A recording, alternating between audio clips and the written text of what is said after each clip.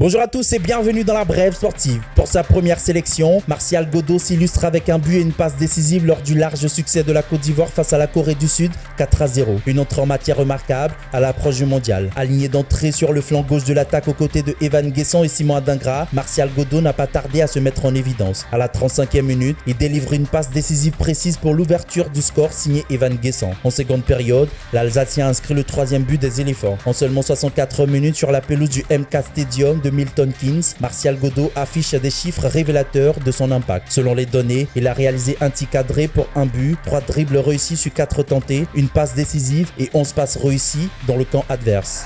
Présent à Londres pour soutenir ses compatriotes, Yaya Touré n'a pas caché sa satisfaction après la large victoire de la Côte d'Ivoire face à la Corée du Sud 4-0. Face à une formation sud-coréenne réputée pour son animation offensive, les éléphants ont su répondre avec sérieux et efficacité. Une prestation que le champion d'Afrique 2015 juge encourageante, notamment dans la perspective des prochaines échéances internationales. Je crois qu'aujourd'hui on a fait bonne figure.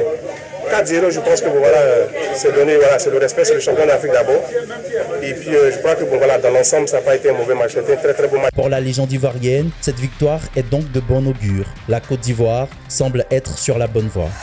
Serge Alain Bougouillou, sélectionneur de U16 Orange, a convoqué 22 joueurs pour prendre part au 53e mondial de Montaigu du 30 mars au 6 avril. Après avoir manqué l'édition 2025, les Éléphantos retrouvent la compétition cette année avec pour objectif de réaliser un bon parcours. À l'issue de plusieurs stages, le technicien ivoirien a décidé de faire confiance à 17 locaux et 5 évoluant en Europe. Versés dans le groupe A, ils débuteront face au Brésil le mardi 31 mars à 16h30 GMT avant d'affronter la France le jeudi 2 avril à la même heure et enfin la Chine 2 jours plus tard à 16h GMT. Les matchs de classement ainsi que la finale du tournoi se joueront le lundi 6 avril.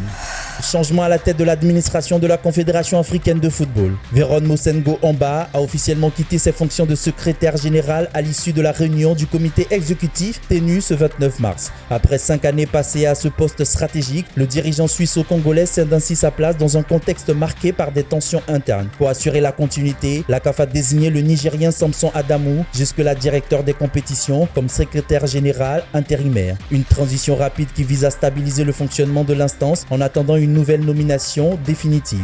Le rideau est tombé sur la deuxième édition du rallye de San Pedro, disputée du 26 au 28 mars 2026. Au thème des 418 km chronométrés, un nom s'impose avec autorité, Gary Chine. Associé à son copilote Florian Barral, le pilote ivoirien, au volant de sa Citroën C3, a survolé les débats. En témoigne le classement final. Chine a bouclé l'épreuve en 2h49 secondes, 943 tiercés, avec une vitesse moyenne de 92,736 km/h, creusant un écart significatif sur ses poursuivants. Derrière lui, Steven Robinson et son copilote Yao Elisha prennent la deuxième place, tandis que Malik Gay complète le podium. Déjà vainqueur de la première édition, Gary Chine réalise un doublé retentissant dans la cité portuaire. Après San Pedro, cap désormais sur le championnat national.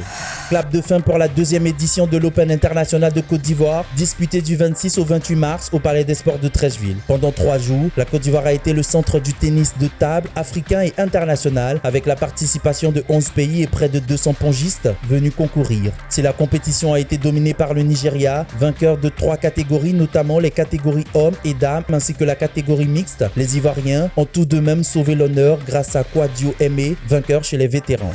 LeBron James écrit aussi l'histoire de son sport en famille. Si King James a l'habitude de réaliser des records personnels, le vétéran des Los Angeles Lakers a signé une passe décisive pour son fils Bronny James. Il s'agit d'une première dans l'histoire de la NBA. Bronny James avait d'abord servi son père qui lui a renvoyé le ballon. Démarqué, le jeune joueur des Lakers a conclu à 3 points dans le deuxième quart-temps, permettant à son équipe de revenir à 2 points des Brooklyn Nets. Le duo était déjà en première dans l'histoire de la ligue, mais il a donc fallu attendre plus d'1 an et demi pour voir une action 100% James. On ne savait pas qu'Emmanuel Agbadou parlait la langue coréenne. En tout cas, Hug Minson a demandé le maillot de Simon Adingra. Ok.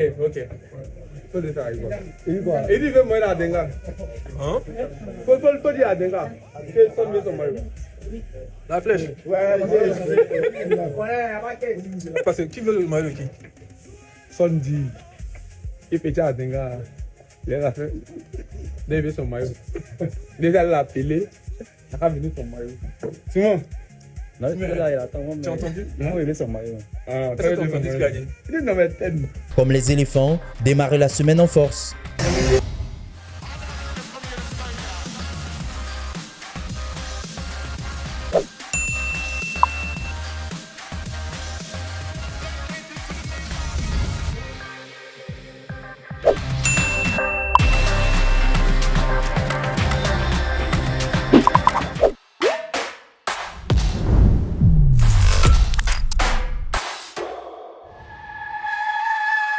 Bye.